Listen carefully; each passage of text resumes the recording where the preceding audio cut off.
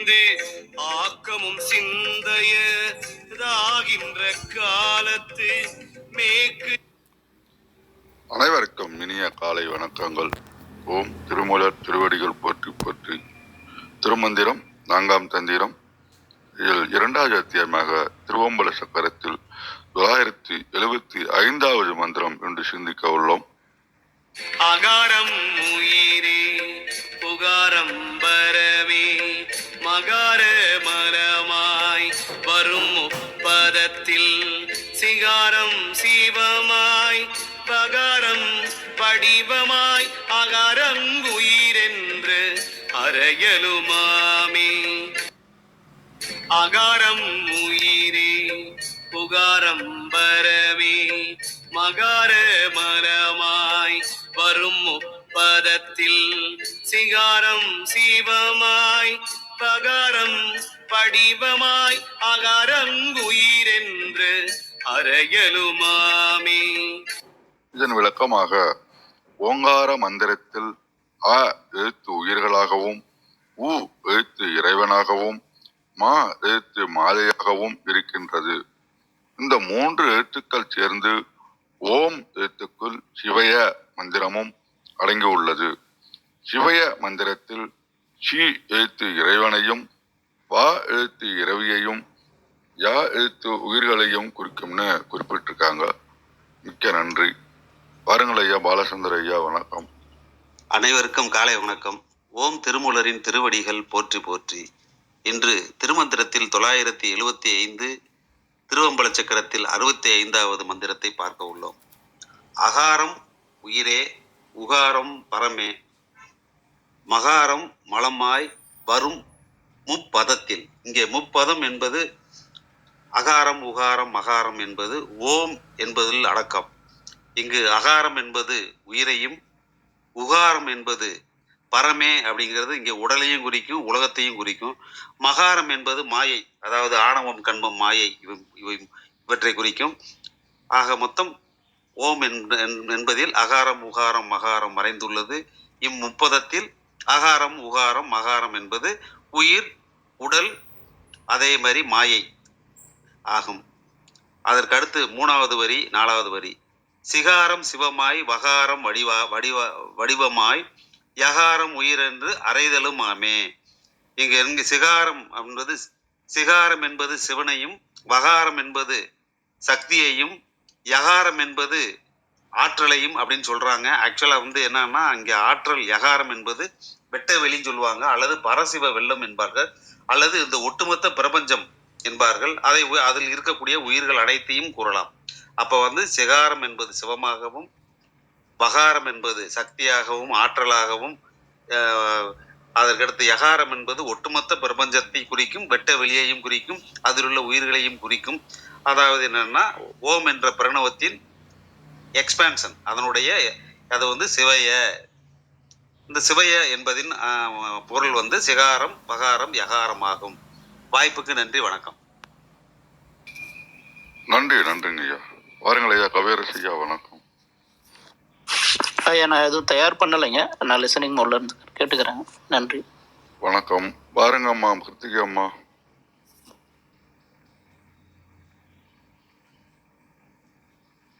அனைவருக்கும் இனிய காலை வணக்கம். நம்ம பாலச்சந்திரன் ஐயா பேசுறதை கேட்டோம். நல்ல விளக்கம்.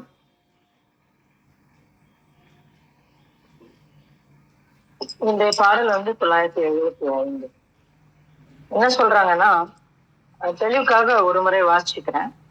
அகாரம் உயிரே உகாரம் பரமே மகார மலமாய் வரும் முப்பதத்தில் சிகாரம் சிவமாய் வகாரம் வடிவமாய் யகாரம் உயிரென்று உரையலுமாமே, உயிரென்று அறையலுமாமே அப்படின்னு சொல்றாரு.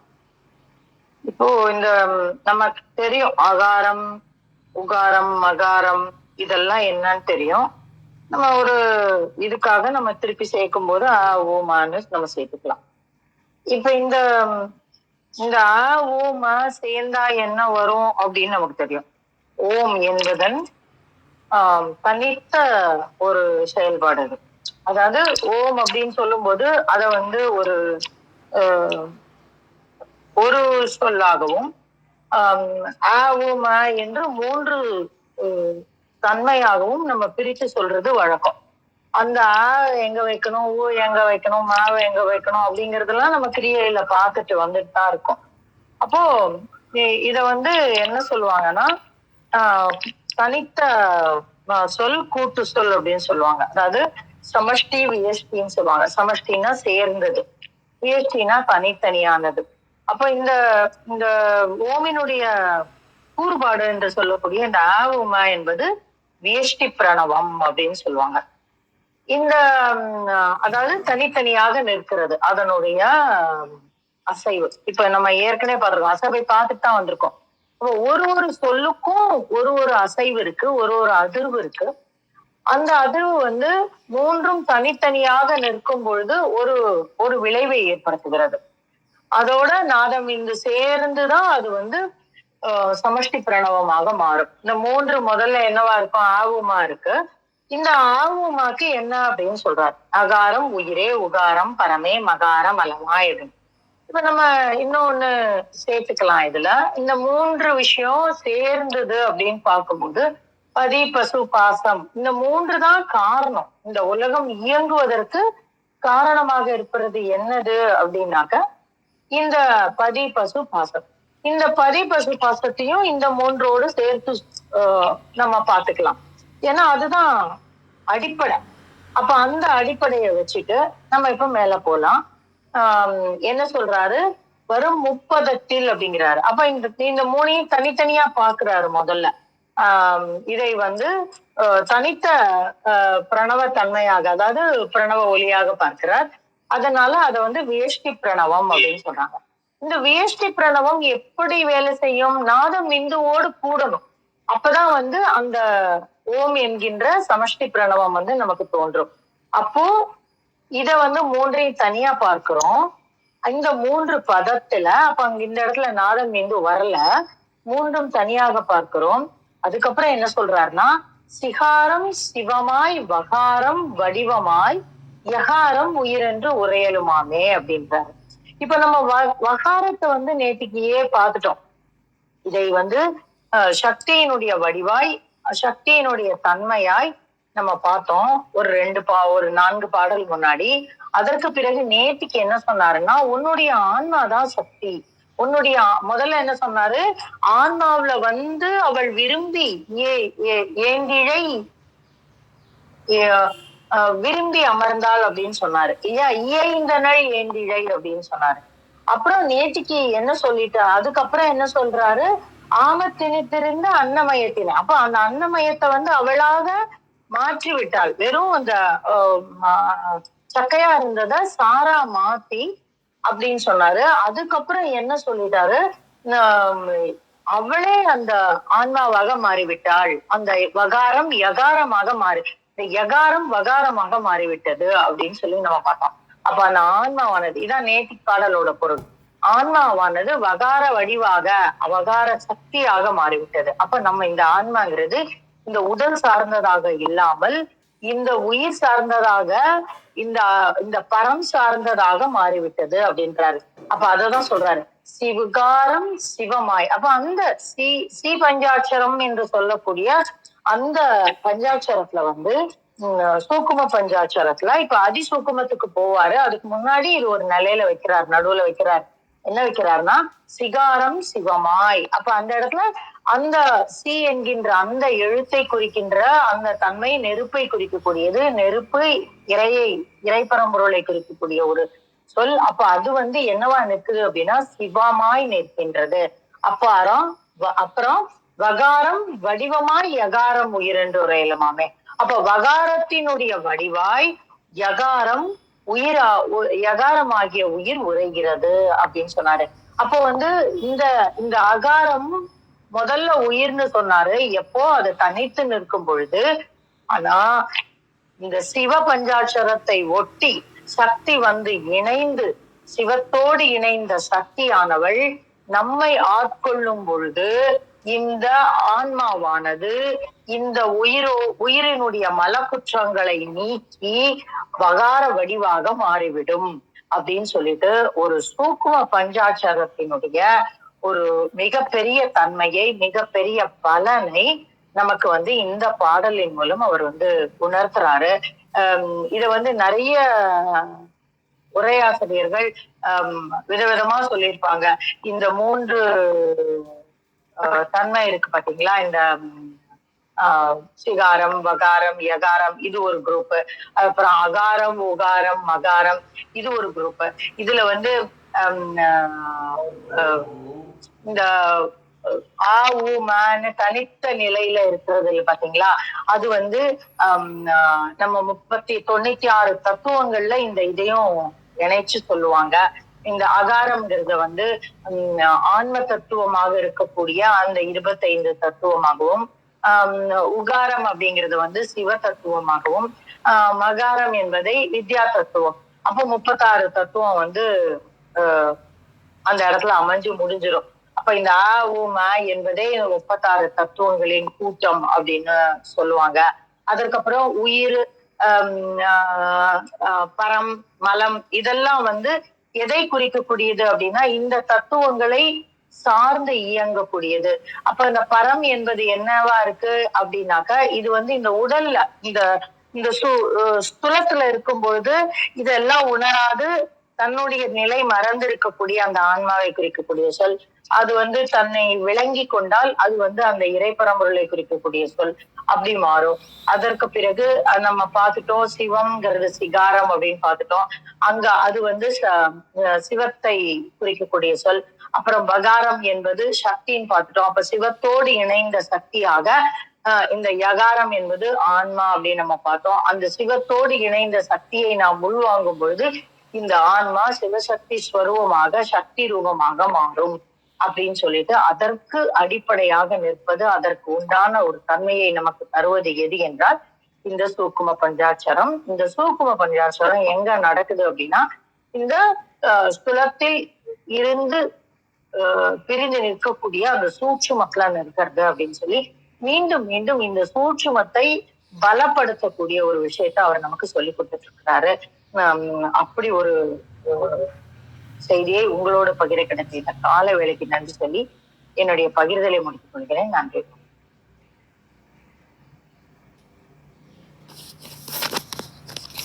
நன்றிங்கம்மா. பாருங்கள் ஐயா, மகேந்திரன் ஐயா, வணக்கம். வணக்கம், அனைவருக்கும் வணக்கம். சிறப்பு.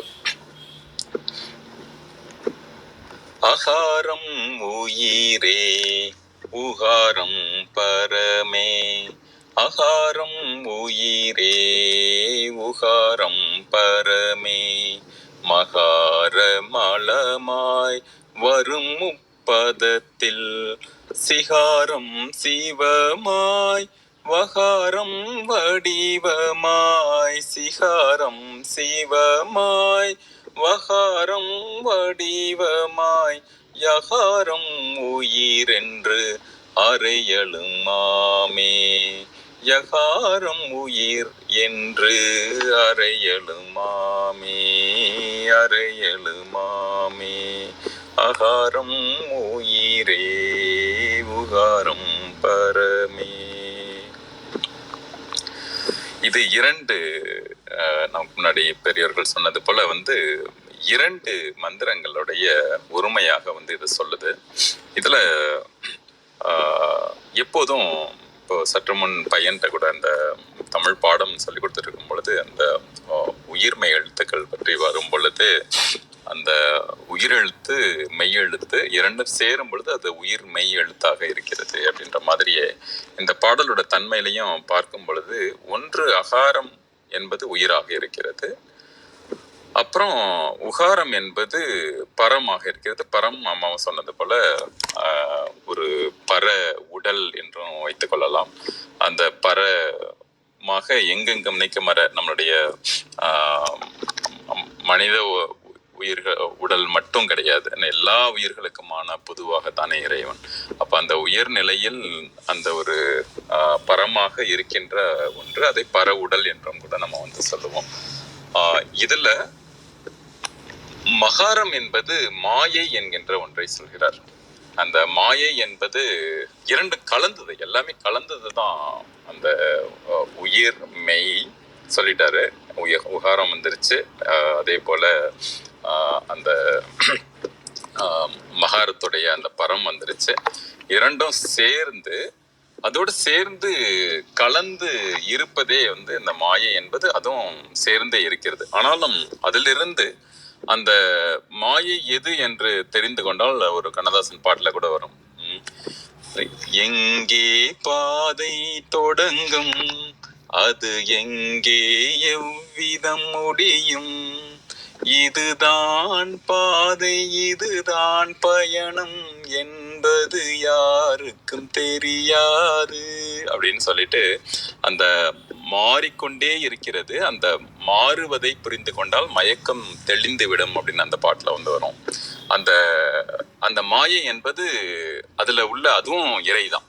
அதை நம்ம அது வந்து எது மாற்றம் அப்படின்ற இதுல வந்து நம்ம எப்போது நிலை கொள்கிறோமோ அப்போது அந்த மயக்கம் வந்து தெளிந்து விடும் அப்படின்னு நம்ம கண்ணதாசன் சொல்ற மாதிரி இதுலயும் கூட அந்த மாயை நிலை என்ன அப்படின்றதும் சேர்த்து தான் நம்ம வந்து தெரிஞ்சுக்கிறோம் அப்படிங்கிறது முதல் அந்த ஓம்கான அந்த அகார உகார மகாரம் தென் அந்த ஒருமை நிலையை சொல்றாரு. அதே போல இன்னொரு இது என்ன சொல்றாரு அப்படின்னா, அந்த சிவசக்தி அதோடு சேர்ந்து உயிர்கள் அப்படின்ற ஒன்றை வந்து சொல்றாரு. அதான் வந்து அந்த இரண்டாவது மந்திரத்துடைய தன்மையாக மூன்றாவது வரி 4வது வரிகள்ல வந்து வருவது. இதுல செய்யல வந்து வரிகள் சொல்ல மாட்டாங்க, அடிகள் என்று சொல்வார்கள். 3வது அடி 4வது அடியில பார்க்கும்பொழுது சிகாரம் சிவமாக வகாரம் வடிவமாக. நம்மள வந்து இந்த வடிவு என்பது அம்மனை குறிக்கின்ற ஒன்று. நம்ம நிறைய கோயில்கள்ல நிறைய இடங்கள்ல வந்து வடிவாம்பிகை அந்த வடிவுக்கு வெவ்வேறு வகையில வந்து பெயர் வந்து இருக்கும். அப்ப வடிவு என்பதை வந்து நம்ம அந்த சக்தியின் இன்னொரு உயர்நிலையாக பல்வேறு வடிவங்களாக எங்கெங்கும் நிறைந்திருக்கின்ற அந்த ஒரு சக்தி நிலையாகவும் நம்ம வந்து வைத்துக் கொள்ளலாம். சி என்பது சிவனையும் அதே போல அதாவது இறைவன் இறைவி இரண்டையும் குறித்து அதற்கு பிறகு மறுபடியும் உயிர் என்று சொல்கிறார். மேபி இது சார்ந்த எனக்கு கூட ஒரு கேள்வியும் கூட இருக்கு. ஏன்னா முதல்லையும் வந்து அகாரம் என்பதை வந்து உயிர்னு சொல்றாரு. அதே போல நிறைவா சொல்லும் பொழுது அந்த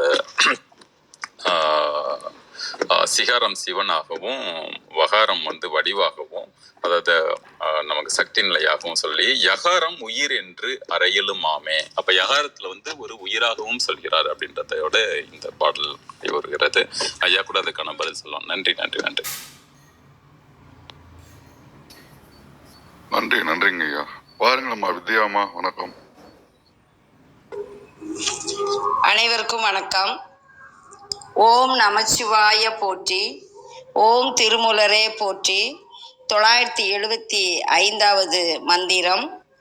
அகாரம் உயிரே உகாரம் பரமே மகார மலமாய் வறுப்பது ஆறில் சிகாரம் சிவமாய் வகாரம் வடிவமாய் அகாரம் உயிரென்று அறையலும் ஆமேன்.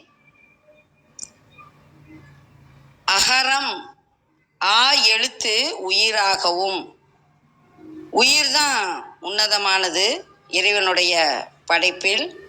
அதனால மந்திரத்திலையும் அகாரம்னு தான் அவர் ஆரம்பிக்கிறாரு. அந்த அகரம் ஆ எழுத்து உயிராகவும், அதுக்கடுத்து உகாரம் பரமே அப்படிங்கிறாரு. மா எழுத்து பரம்பொருளாயும், மாங்கிற எழுத்து பரம்பொருளாகிய சிவபெருமானை குறிக்கிறது.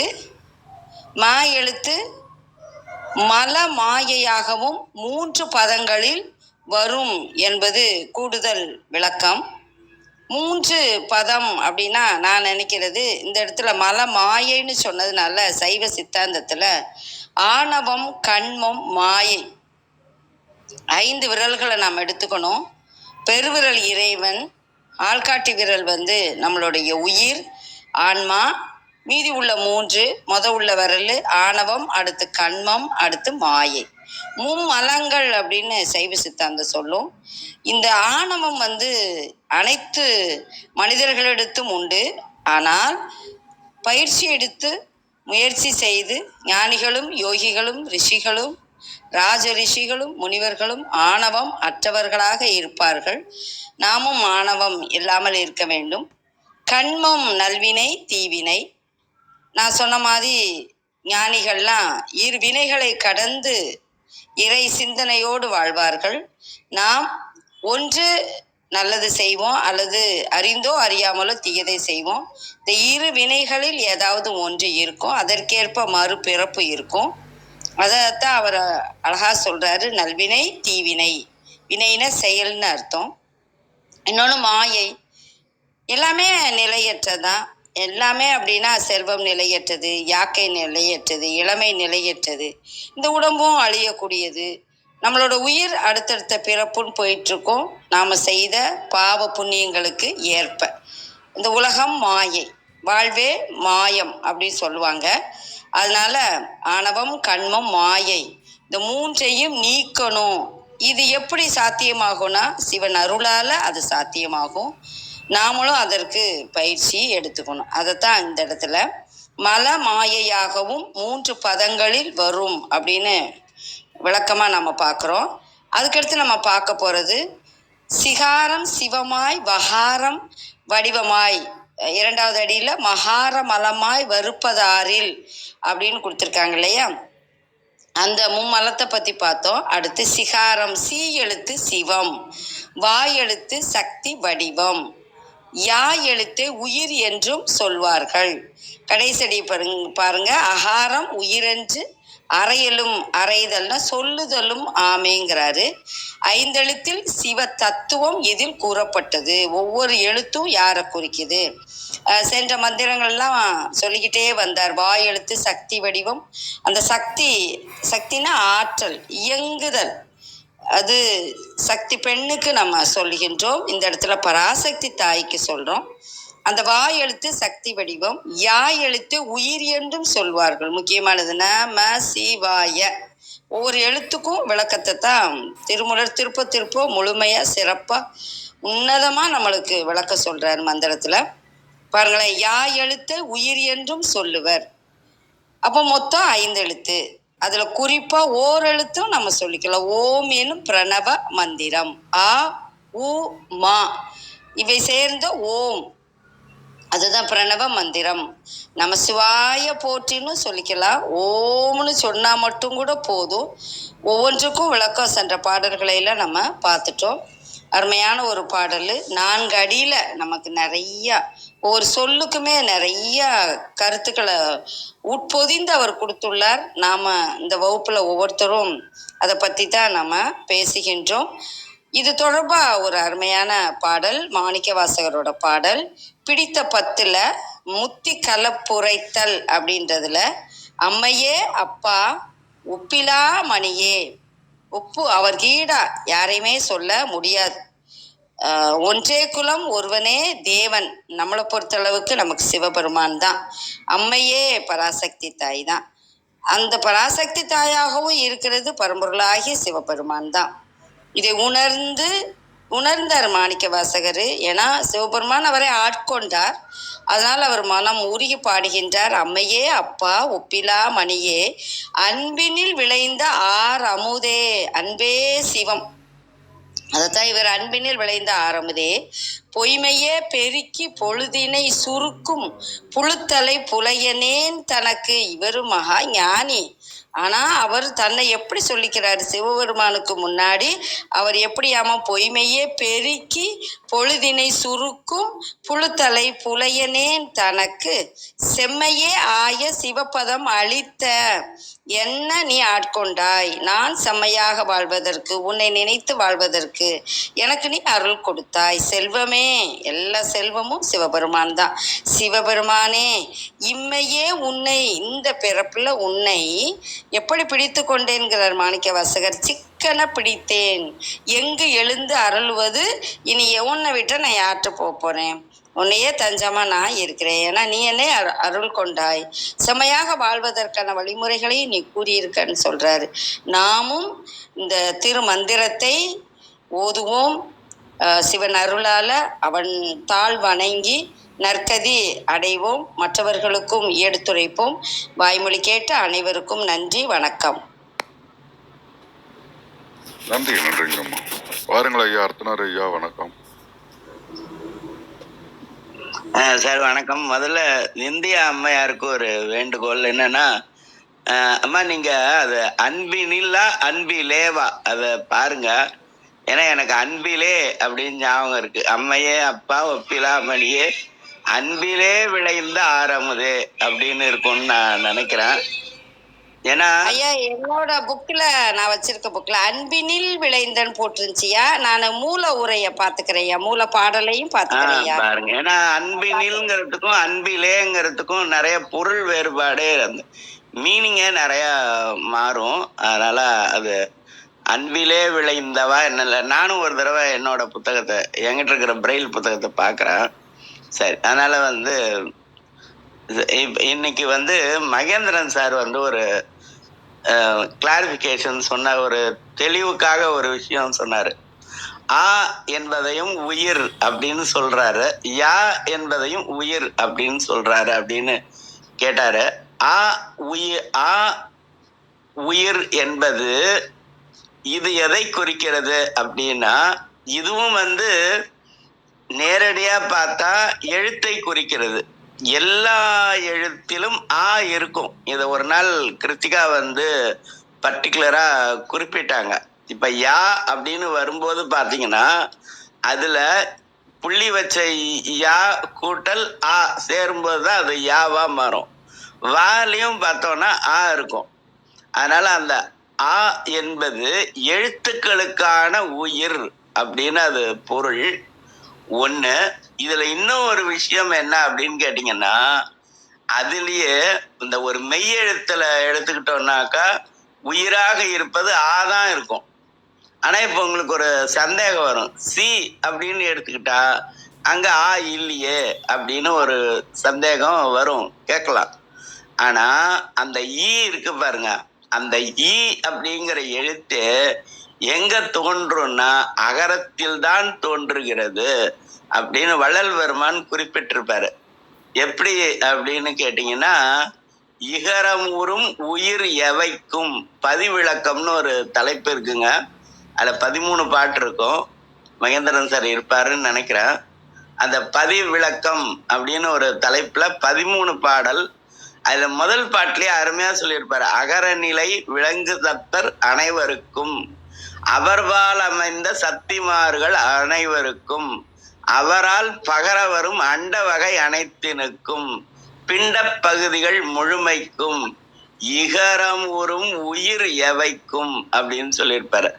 அந்த ஈ அப்படிங்கிற எழுத்து கூட உயிராகிய அகரத்தை அடிப்படையாக கொண்டே தோன்றுகிறது அப்படிங்கிற அடிப்படையில வள்ளல் பெருமானும் குறிப்பிட்டிருப்பாரு. அது மாதிரி பார்த்தோம்னா ஆ உயிர் என்று சொல்லுவது எழுத்தையும் பரம்பொருளையும் குறிக்கக்கூடியது. யா உயிர் என்று சொல்லுவது நம்ம உடலுள் இருக்கக்கூடிய உயிரையும் ஆகாயத்தையும் குறிக்கக்கூடியது. அதனால பார்த்தோம்னா இந்த ஒரு ஒரு அவசர நேரத்துக்கு மெழுகுவர்த்தியை ஏற்றும் போது அந்த ஒளி எங்கிருந்து வந்தது அப்படின்னு தெரியாது. அந்த மெழுகுவர்த்தியை நிறுத்தும் போது ஒளி எங்க போய் சேர்ந்ததுன்னு நமக்கு தெரியாது.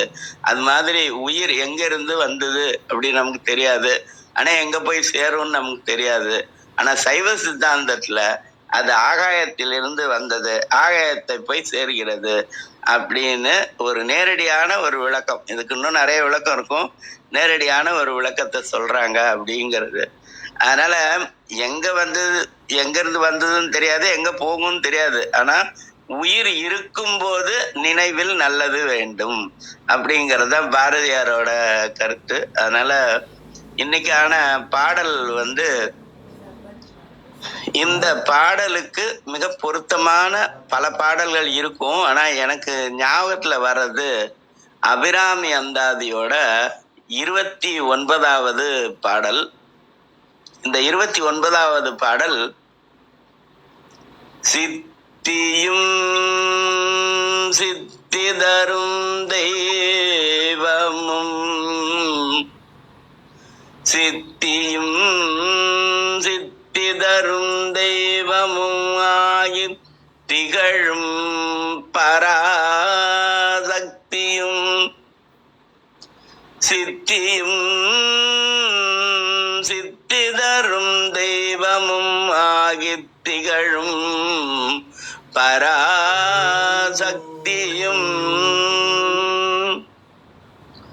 சக்தி தழைக்கும் சிவமும் தவம் முயல்வார் முத்தியும் முத்திக்கு வித்தாகி முளைத்தெழுந்த புத்தியும் புத்தியின் உள்ளே புறக்கும் புறத்தை அன்றே. சிவா திருச்சிற்றம்பலம். நன்றி.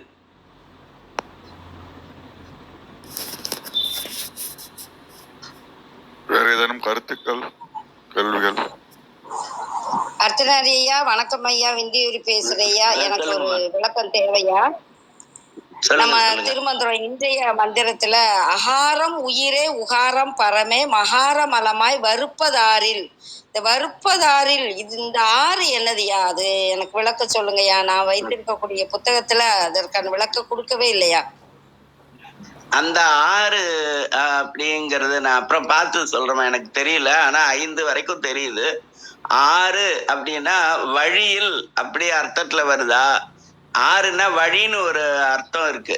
அதனால ஆறில் அந்த வழியில் அப்படின்னு சொல்றாரா அப்படிங்கிற நீங்களும் தேடுங்க, நானும் தேடுறேன், எல்லாரும் தேடி பார்ப்போம். கண்டிப்பா ஆறுன்னா வழின்னு ஒரு நீங்க அத ஐயா ஒரு நிமிடம் ஐயா. அம்மா அத நீங்க மீண்டும் ஒரு முறை வாசிங்க. ஆமா, அகாரம் பரமே அதெல்லாம் தெரியுதுமா. மகார மலமாய் மும்மலம் சொல்லுவோம், நமக்கு அன்மமாய அதெல்லாம் புரியுதுமா. வறுப்பதாரில் இந்த 2 சொல்லுக்கு அந்த ஆறு என்ன, அந்த வறுப்ப அதனுடைய பொருள் என்னன்னு எனக்கு தெரியல. வறுப்பது இல்லம்மா, மூலத்தை பாருங்க. வரும் முப்பதத்தில் நான் வச்சிருக்கேன் இருக்கு.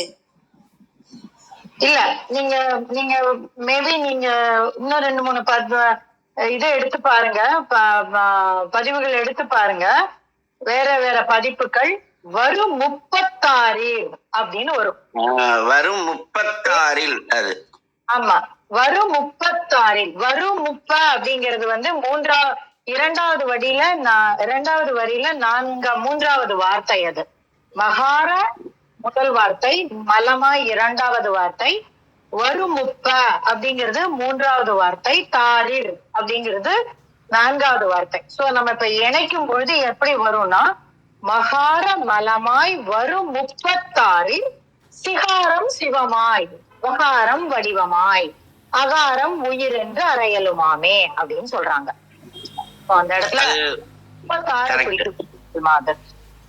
36ங்கிறது ஆன்ம தத்துவம் 24 இருக்குமா? நீங்க சொல்ற சொல்லு எனக்கு உரிய அந்த புத்தகத்துல அதுல இல்லம்மா. நன்றிங்கம்மா. அதான் ஆன்ம தத்துவம் 24, வித்யா தத்துவம் 5, 7, சிவ தத்துவம் 5, 36 மொத்தம். ஆனா இதுல வர்ற அந்த சொல் பாத்தீங்கன்னா முப்பதத்தின் தானே வருது இல்லைங்களா? எனக்கு எங்கேயும் 36ன்ற மாதிரி தெரியலையே இந்த பாடல்ல.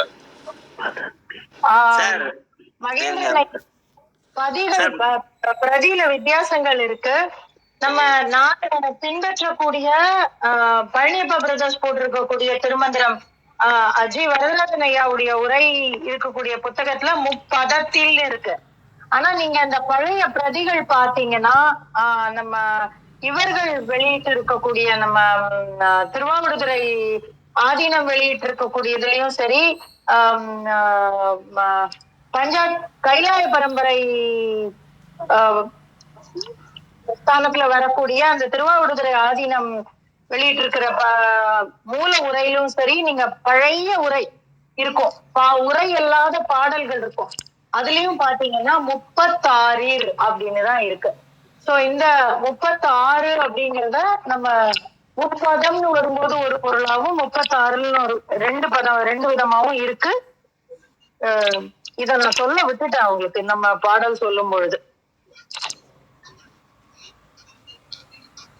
இந்த வறுப்பதம்ங்கிறது அங்க வந்து அச்சுப்பிழையா கூட இருக்க வாய்ப்பு இருக்கும். அது பார்த்துக்கணும். முப்பதம்ங்கிறது வந்து 3 பதம்.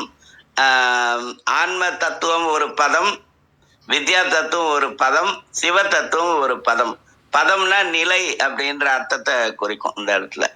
அது மாதிரியும் இருக்கலாம். ஆனா நம்ம வந்து நீங்க தேடி பாருங்க சார். நான் தர்மபுர ஆதீனம் புத்தகத்தை பார்க்கறேன். அது தேவார.comனு ஒண்ணு இருக்கும். ரத்னா சார் படிப்பு இதுதான் இருக்கு. இந்த 36 தான் இருக்கு. நான் ரெண்டுமே வெரிஃபை பண்ணி தான் பண்ணேன். Right sir. நன்றி. நன்றி நன்றி. விளக்கத்துக்கும் நன்றி ஐயா. நன்றி அம்மா.